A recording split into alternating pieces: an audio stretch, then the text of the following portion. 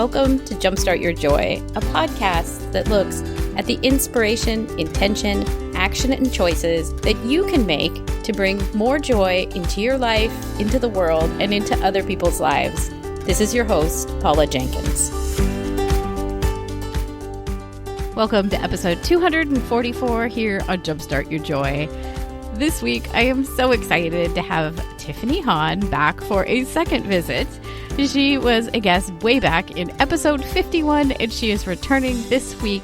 She is, of course, a life coach and the amazing podcaster behind Raise Your Hand, Say Yes. And it is such a treat to have her back on the show. We are talking about what it means to be a truth teller in this day and age. And we are also talking about how to find and navigate your way through change in your life and business.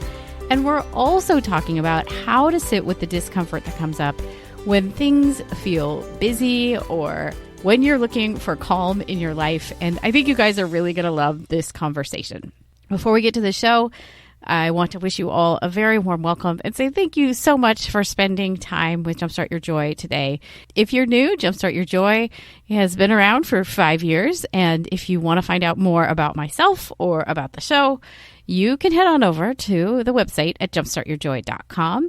And if you are looking for the show notes on this episode, because Tiffany and I are going to talk through a bunch of stuff, and you can also find the link to her previous interview here, you can find them at jumpstartyourjoy.com/Tiffany. While you're on the website, I invite you to sign up for my newsletter, which is 3 Joyful Things, and it comes out most weeks on Thursday, and it's where I take a look at the inspiration, intention, and action that you can take to bring more joy into your everyday life. It's a lot of fun to look at the aha moments that I have with a guest, or maybe a quote that comes up during the week, and get to share the insights that I have with you. So you can sign up for that right there on the homepage of Jumpstart Your Joy. The other exciting news that I want to share with all of you is that I have launched my second website. It is at joyandpodcasting.com, and that is my new offering of podcasting production and everything that goes along with it to celebrate the launch of this brand new site where you can find lots of info about podcasting itself. Starting next Monday, I will be running my 5-day Plan Your Podcast Challenge, and you can find information about that over at joyandpodcasting.com. And following that, I'll be kicking off my Jumpstart Your Podcast class, which will take you from an idea to launch in just 8 weeks. And if you're already on my newsletter, you'll get those links. I'll also set them up for you in the show notes. So let's move on to the show. I'm so excited to have Tiffany back.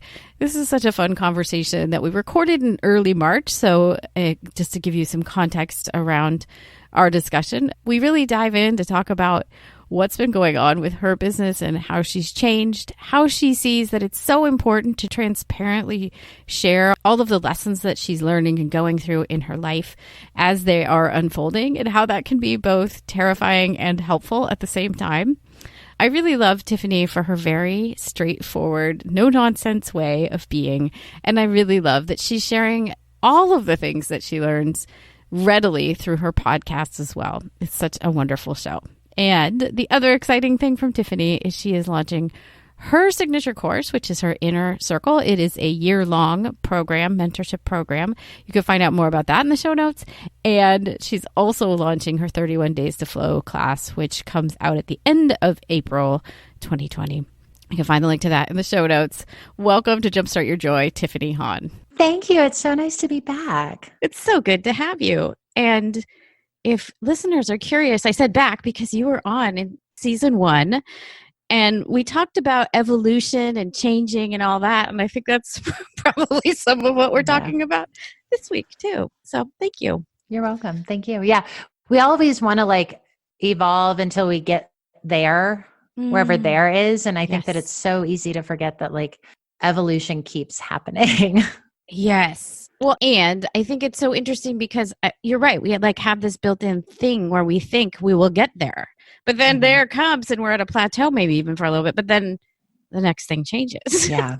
Yeah. I know we were talking about, so we were recording in early March of 2020 about how the world feels like, I like that you said you felt like you were drinking from a fire hose, and it's some of the climate right now, maybe. I mean, life is always crazy, but Do we want to jump in on that a little bit, maybe? Yeah. I mean, I think right there, that phrase, like life is always crazy, right? That right there is something to think about because so many of us can be in that place. And I've had a recent, and when I say recent, I mean, right, the last year or so where I've talked to a lot of people that I haven't talked to in a while. And they'll be like, I know you're crazy busy. I know that life is crazy, but blah, blah, blah.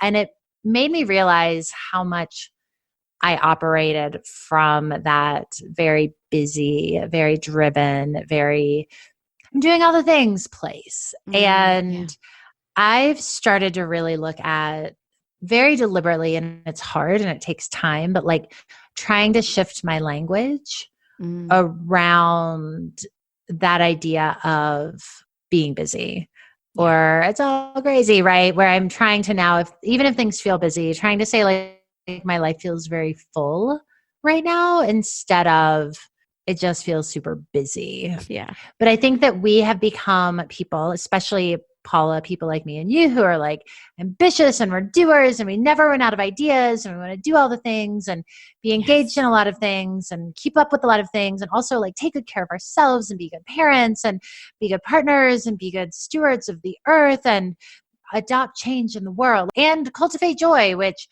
didn't even make it onto my top list. But I don't even know quite how to say it, but like something around there's gotta be room for our humanity in that mix, because if not, then we're all just completely screwed. Indeed. Yeah. And as you're saying that, I mean, a couple of things kind of flashed in front of my eyes, which was like, I'm nodding my head saying, yeah, oh yeah, that's all on kind of the mental to-do list. But even the list, by the time you got to the end of it, was like, I can see how that would exhaust me. Like there's a lot there. And it's interesting because at the top of my personal to-do list in my lovely passion planner this week was regain calm.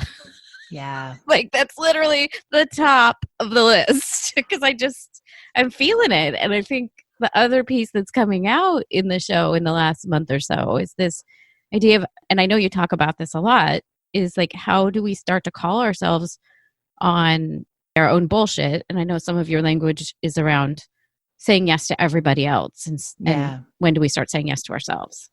Yeah. And even the idea of, like you said, being calm, like that really resonates with me because calm is something I've tried to invite into my life. And the way that I've started thinking about it is not like, what do I need to do to be calm? Because we're good. That's our comfort zone, right? It's like, well, what else can I be doing? What else do I need to do?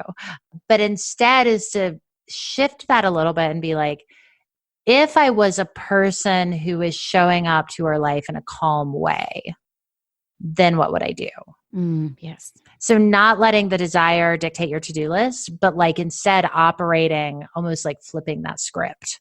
Right. Right. Yeah. And letting the emotion or the feeling lead the way instead of it being something you're just adding. You have to figure out. Right. Like getting into that place, even if it feels false, getting into that place before you decide what to do instead of hoping that the doing leads to the feeling. Yeah. That's powerful for sure. And so much harder than it probably sounds. Oh man, it's so y'all, it sucks. Yeah. It sucks so bad. And it is so annoying because I don't have time to think about that because if you see my to-do list and, all of that is so hard and so necessary if we actually want to be able to move anything forward. Right. Yes. Because I know from my own experience, I am not doing my best work after 11.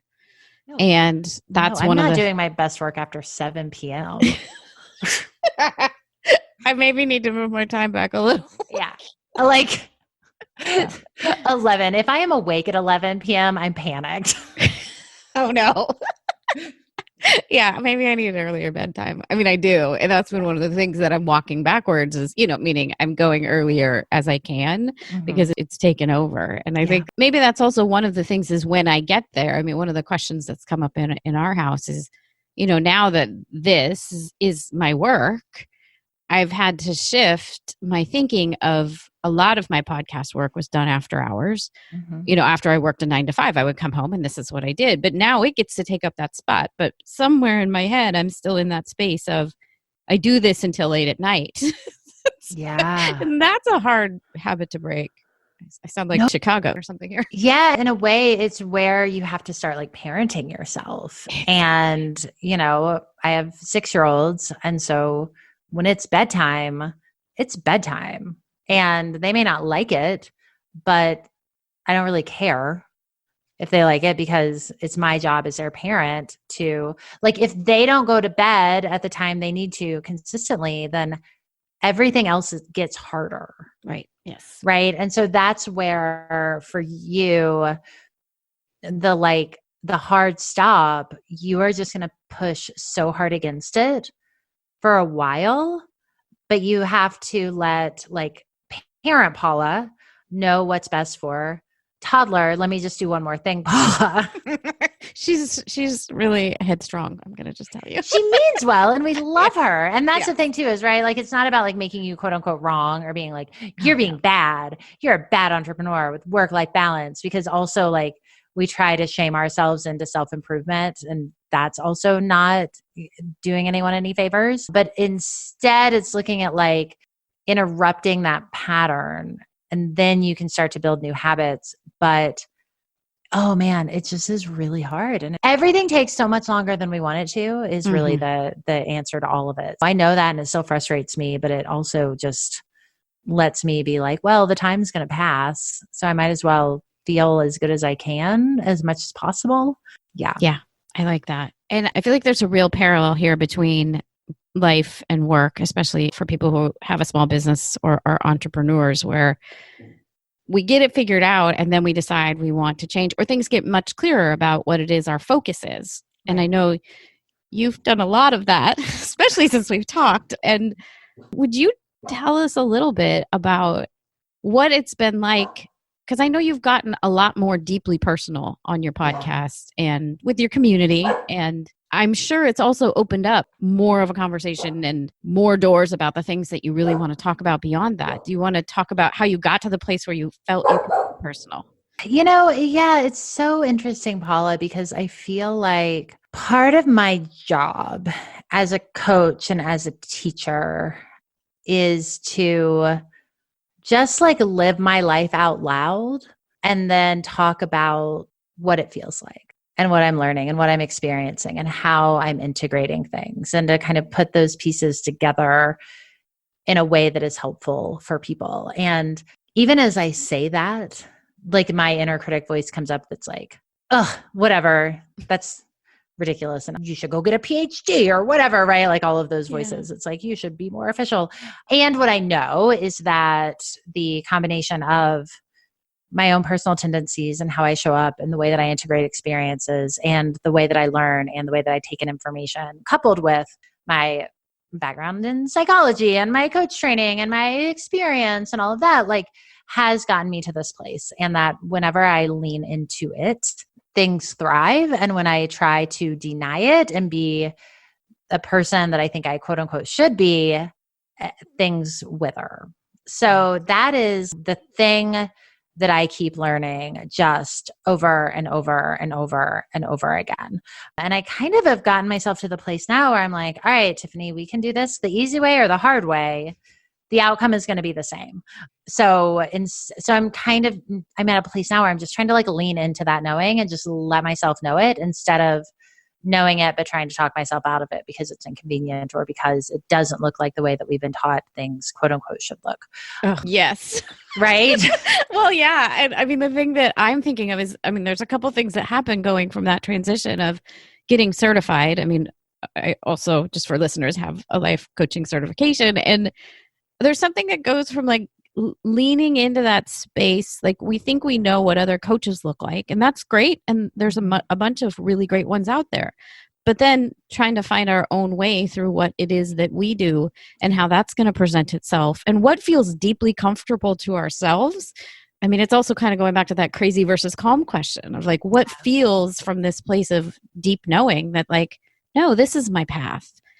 I can talk authentically about these things, but the rest of that, like I have a few on my list that it's not going to probably usually come up on the show. And if it does, that's fine, but I'm not going after it. Absolutely. And there are people, I have friends who do specific types of coaching that I am like, oh yeah, I don't thrive when I'm confronted. Like that is not my area of expertise. And that also feels like really loving to know that.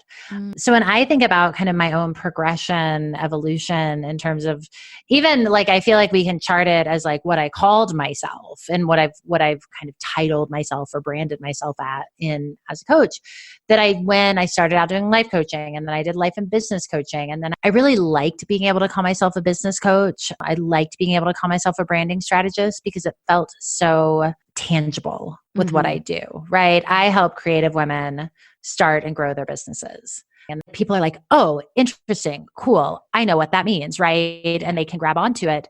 And what I found, especially, I think that I went back to calling myself a life coach like a year and a half ago. And part of what precipitated that was that I realized that I was doing myself a disservice by making myself be a business coach, because while I was offering support to creative women around growing their businesses, what I was really doing was helping them tap into and access and then activate their own personal agency. Like I started to feel like, oh, I'm kind of tricking people into working with me on the business stuff. But what I really want to help them with is like this really deeper foundational stuff. And for me, part of the disconnect showed up when it was like, sure, you want to come to me, Paula, because you want to grow your business. Okay, great. Let's talk about that. But what happens when 1 month from now, you are like, you know what? I thought this was what I wanted to do, but actually this whole other thing just opened up to me that may or may not be business related, right? I saw that happen so much. And the story that we would tell ourselves as creative, ambitious, driven women who think, because we've been taught that having your own business is the one answer and the one key to thriving, is that when we see another path open up, we tell ourselves that we're doing it wrong and that our business has quote unquote failed. And when those things were happening with me and my clients, I would actually get really excited and be like, no, this is amazing. This is great. Like, let's see where this goes. Let's see what's available here, because often when we take off those shoulds, all of this other stuff gets uncovered. And so I decided to almost like unniche myself in a way that was probably like not a smart business choice, because, you know, everyone says niche, but again, my success has happened when I've like literally done the opposite of what everybody tells me to do, what like the experts, you know, tell me to do. So that's my long answer. That's great. And I think it's interesting because I know just the audience, there are a lot of coaches, and I think they really enjoy, and I know they really enjoy hearing about the path that people take to finding their way to having their own business. So I think that's really interesting. And the other thing I love to talk about is kind of what you described, which is around what I call well-planned and loosely held. Because I mean, we know we're going towards the business. That's the plan. But then kind of what I'm hearing you say was very true in my own path. If I'd held really tight to it being a life coach practice, I would have missed out on this whole podcast thing that then became the business. And I coach people all the time about what does it mean when you get scared when you're saying the thing you know you got to say. So I couldn't do this without that, but I wouldn't have been here if I'd held really tightly to what I thought this was going to be. Right. And the other thing that I see a lot is where people will come to me and be like, I feel bad because I don't hate my job. And I'm like, that's awesome. You're like, you found a 9-to-5 or whatever that you love. That's amazing. Yeah, exactly. Like it's a, you know, and I think that's where we have to really look at, you know, even let's say, for example, around starting a business, right? Is like, it's so easy to look at the way that I'm showing up online, for example. And, you know, also like asterisk, it's a brand. It's not my entire life. It is part of a story and I do it authentically, but it is also a fabricated story for the purpose of marketing and connection. And I try to do that from a whole self place, but that's a moment of a whole bigger, right, picture. So I think that's also a useful reminder to people. But it's easy to see me living my life and think like, I want to have this level of freedom. I want to have this level of expansion or creativity or connection or whatever is coming through. And to think that having a business is the only way to get it. And I would suspect, Paula, that you would say the same thing, that like a lot of times having your own business like feels like the opposite of freedom. Mm-hmm. Oh, and yeah.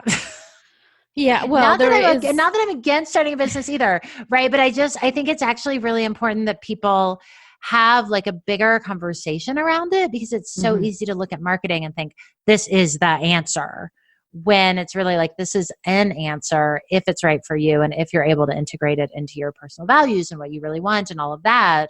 But if it's not your answer, that doesn't mean that there's something wrong with you. Yeah. Oh, there's so much goodness in all of that, because I mean, we're just coming. So what? February had been Joy of Marketing Month, which some people chuckled at, but I love that you just pointed out that I think we put on a suit of this is me being marketed. Like, I'm very clear. That's kind of even going back to some of the things I know I don't really want to talk about on the podcast. There's a lot of joy of, cooking, of sex, and neither of those are ones that I'm really talking about, but that's a decision. And I think it's an interesting place to be, and that a lot of people who are just starting out feel like they've got to share all the things because that's what they see people doing. But I think the ones that maybe are working from a place of this being a business, no, it is a business, and the business has a personality, and yeah, it matches mine and it's authentic to who I am. But I'm very, very much deciding I don't share much about my kid, even as I call it a stage name, because I don't, that's not what I want to share. Yeah. So yeah, and thank you for pointing that out.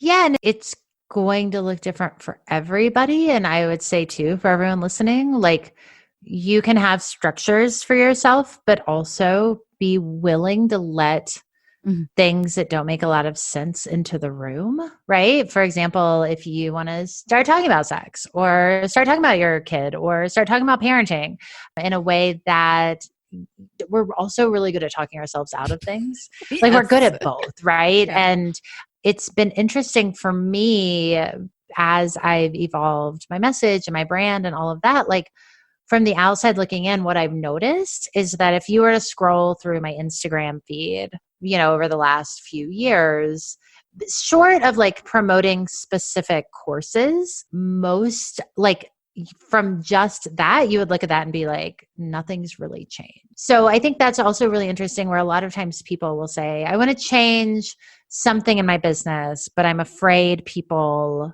will get mad or will be confused or whatever. And I'm always like, well, I change stuff all the time and I'm still here. And honestly, I don't even know that people notice. Right. Really. Yeah. Yeah.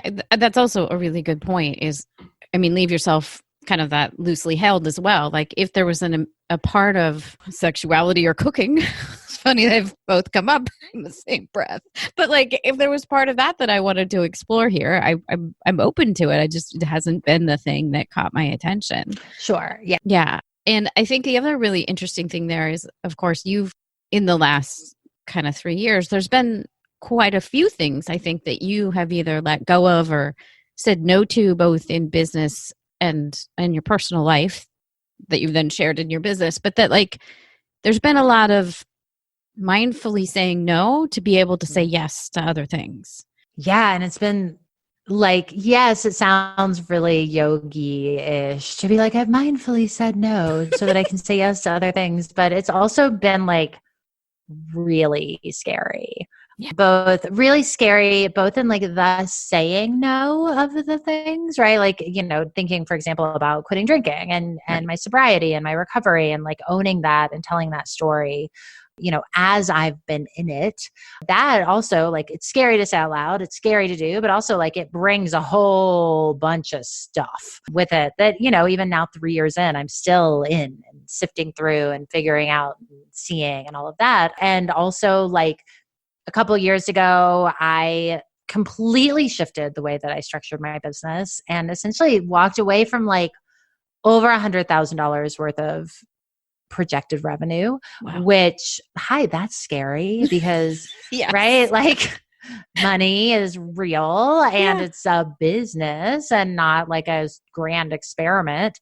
But it was also everything that I have said no to or hit pause on, nothing got burned to the ground. It was like, well, the drinking kind of needed to, but the business stuff, everything that I turned away from, it was always so that I can turn towards something that felt more in alignment and more in integrity and more kind of in that connection of my intuition and the things that I really want to be talking about. And this way of like telling the truth. Yeah.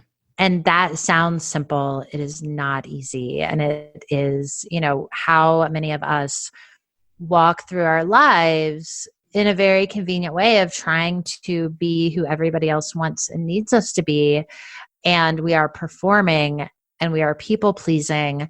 And we every day feel like we are getting farther and farther away from ourselves. Yeah. It is an erosion, and you don't feel it every day, but over time you look back and you're like, whoa, what happened? And I think that, when we talk about joy, when we talk about cultivating that, like, it's not just about having fun all the time. Oh, heavens, no. No, it is like this way of being like, are you willing to be in the room with yourself?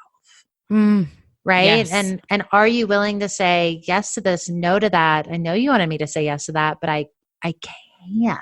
Right. I can't, because if I do, like, something in me will die. And that doesn't mean that whatever that is bad or wrong.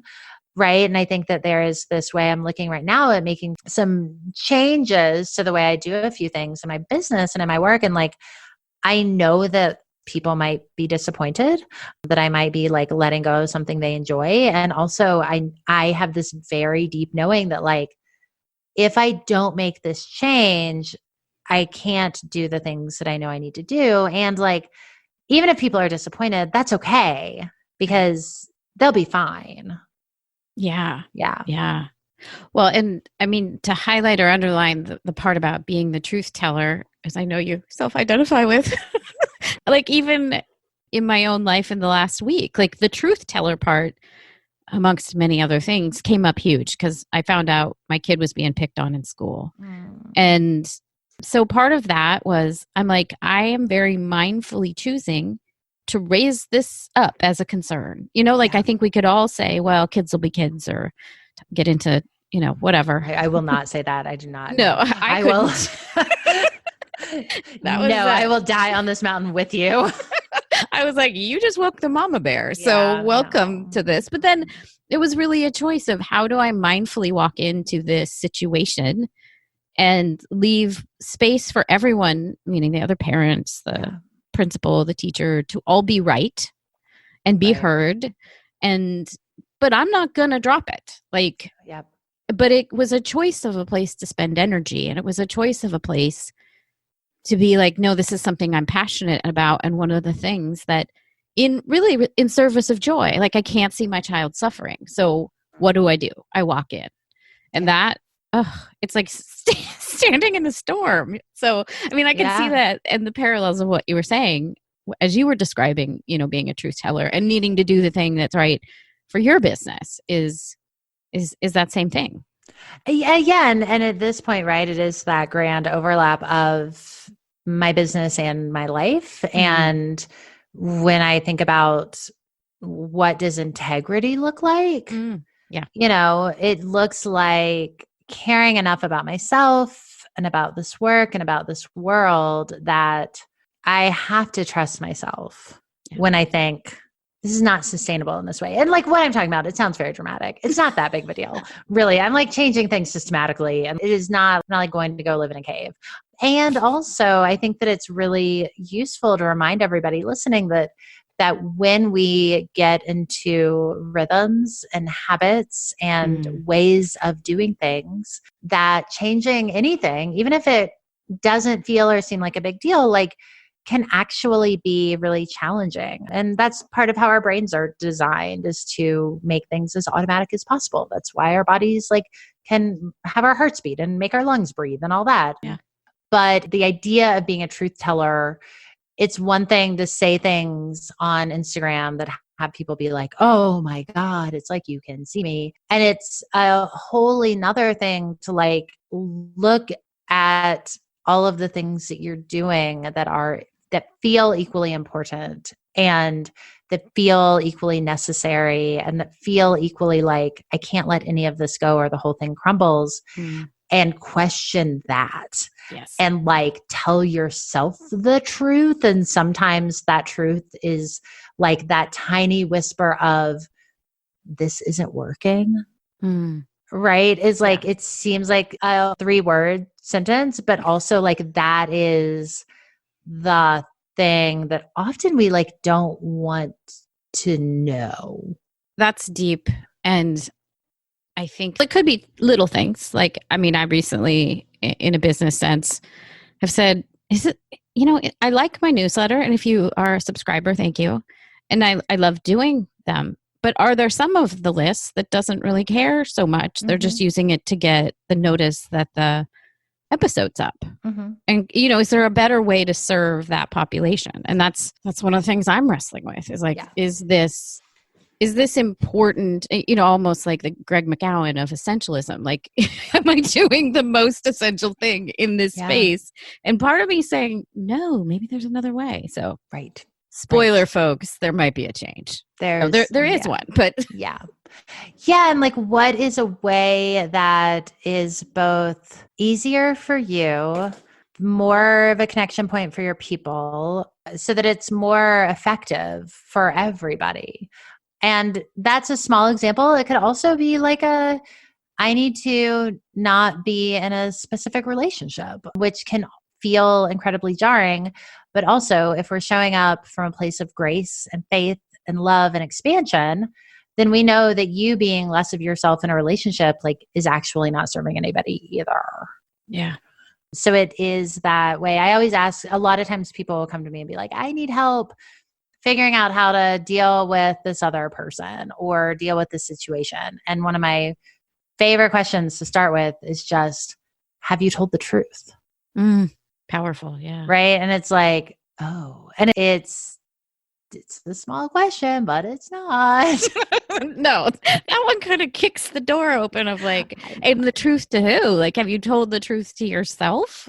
Yeah. Oh, yeah. If this is deeply not okay with you and yet you're afraid to tell whatever that truth is, it can be really, really hard. Yeah. And that's something to sit with for sometimes a long time. And it might be deeply not okay. Yeah. But it might also be like fine, right? Like it might also be like, I mean, it's not bad. Right. Right? Which is, or it's just a phase. I mean, which is true. Sometimes things are just a phase. It doesn't sound like joy to me. Yeah. And if it's just a phase, right? Like if we're talking about like, let's say a romantic relationship and it's just a phase and it's not going anywhere, but like, man, y'all have like banging sex. Okay, cool. Yeah. Go for it and own it. Right. Because like, that's truth. But if it's like, yeah, I don't know. I mean, I'm really bored, but like, it's better than nothing. Then like, let's have a conversation about that. Yeah. And are you telling the truth? Is it really better than nothing? Because I have been divorced many years ago. It makes me sound really old, but yeah, it really was a choice of like, I was actually and realized I was lonelier in the relationship and I would be without this person, and that alone would be better than lonely. And I just was like, this is over. Like, right. This is sad and this is over. Yeah. That knowing is hard to ignore, right? Ugh, so hard. Where you're like, I feel like less of myself when I'm Yeah. And that whole thing, if something about your situation, I mean, whether it's a romantic relationship or not, but if you're holding back a truth from yourself, I noticed that it was very hard for me to feel creative in any other way, to feel engaged with other people. Like it was, whatever. It was kind of like aiding and hiding my light. Like I just couldn't be all of me when I was also not telling myself the truth. Yeah. It almost is like a boredom or like you're just kind of checked out. It doesn't necessarily have to be this like deep, dark depression, but instead it's just sort of like, meh, it's like this madness of like, I don't know. And I think a lot of us live in that place with a lot of things. Yeah. And I think that's part of what I try to do for myself and my work, and having these conversations and kind of shining a light on that is like, we all deserve more than meh. Yeah. And the world deserves more than our meh version of ourselves, because there's so much joy out there to be had. And if you're not in it, I mean, obviously, well, at least I don't believe that joy is sustainable for like long periods of time. But when you're aiming for it, you'll land in the world of contentment and happiness and fulfillment. And ecstasy isn't going to be what you are all the time. But like, I think when I think about what joy means to me, right, it really stems from like presence and connection and noticing and being in it. So if I'm working, then I'm in it. And if I'm playing with my kids, then I'm in it. And if I'm making food, then I'm like really reveling in that. And I don't want to say, like, y'all, I'm not walking around with like singing songs all the time. Like, this is also joyful, but it is a practice that I try to always come back to. And my life, when I can remember to be in it, my life feels so much better. I really like that you said that about presence and noticing, because somebody else, they were listening to the show and they were like, you say that you notice things a lot. And I think that is it. I think because you have to be in it to see the joy of the moment. If you're just floating along, you may or may not notice it at all. Right. And like eyes up, eyes wide open, right? We've all seen those people that like are crossing the street looking at their phone, which is so dangerous. Y'all don't do that. Please don't do that. Stop. But even like if anybody wants to try to cultivate some of this, literally just don't have your phone out in public. Yeah. Right? Like just that. Or even if you want like even a more like zoomed in version, when you're waiting in line at the grocery store, don't pull your phone out. No. Yeah. Just that. Or like turn off your notification or whatever. Like we can take these tiny steps, and it is eye-opening how much you don't even realize you're missing. I mean, even like headlines on like magazines in the line, and the way that the cashier greets you, or the little conversation that people had next to you, like, you would miss all that for sure. You miss all that, or like your favorite candy bar, or a cute kid, or like whatever. I play this game with myself where I'll look at the groceries of the person in front of me and like create a plot. That's awesome. Of like, oh, interesting. Where is this person going? Like they've got like 4 racks of ribs and like 3 cases of Sprite. So they're going to like a barbecue party for a 5-year-old, no caffeine or whatever. Like I'll just like make up these stories, and it's really fun and really playful. And, you know, just anything. It doesn't have to even be creative, right? It could just be like, can you just stand in line and breathe? Yeah. Take a moment for yourself. Yeah. Tiffany, this is so great. Well, do you want to share if somebody wants to find you, or do you have any programs coming up that you want to share about? I do. Yeah. Thank you. So I've got a couple things coming up. One is that I am bringing back my 31 Days to Flow course that is going to start like the end of April and run into May. It's obviously a 31-day class that is a course that is all about how to identify and align the moments of your life with your personal values for the sake of finding flow and having things feel a lot better. So if anybody's interested in that, there will be a link on my website, and you can always sign up to get on the VIP list so that you get early notification. I'm also kind of in conjunction with that going to be opening up an early bird application period for my year-long class called Raise Your Hand, Say Yes, Inner Circle, which is where we take kind of all of these things and dive way deeper, because we get to spend a whole year together. And the early bird applications for those open up mid-April.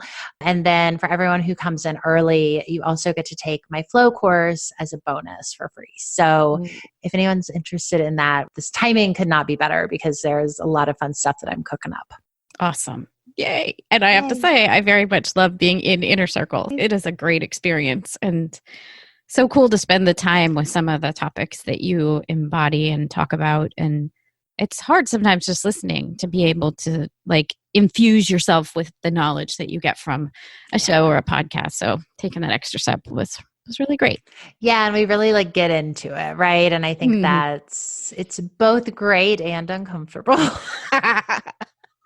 Well, yes, but don't all good things come from great and uncomfortable? I believe so. I believe so. And, I always tell people like, you can do this when you're not on my watch anymore, but as long as I'm in the room with you, you're not allowed to do this. I love it. It is something that has continued to evolve. Like I make changes every year that I do it, but it feels like it's just like a honing in on what it needs to be. And it's been really fun to let it evolve instead of thinking it has to be just one thing and staying really rigid in that. Yeah. I love that. Yeah. Well, I will put links, of course, in the show notes for everybody. And Tiffany, thank you so much for coming back. It's been such a treat to have you here. Thank you. This conversation felt so fun and very timely. So yes, thank you. I feel calmer. Me too. There's been a sense of calm through it. So that's been great. Thank you so much for tuning in this week. If you want to find out more about this episode, including links to the things that we've talked about, you can find the show notes at jumpstartyourjoy.com. And you can search for this episode right up there in the right-hand corner of the website, and you'll find it. While you're on the website, I know you're going to want to sign up for my weekly newsletter, which is 3 Joyful Things. It's where I take a look and give you guys the behind the scenes of what I'm really thinking about with each episode, including the inspiration, intention, and action, along with the choices that you can make in your own life to bring some of the things that each guest or I share into your everyday life. So it's a lot of fun. You can find the sign up for that off the homepage or within the show notes of every episode. And I would love to connect with you. I hang out a ton on Instagram, where my handle is Jumpstart Your Joy. You can also find the Facebook page for this podcast at Jumpstart Your Joy. So I hope you guys will come on back next week. And until then, I hope that your days are filled with so much joy.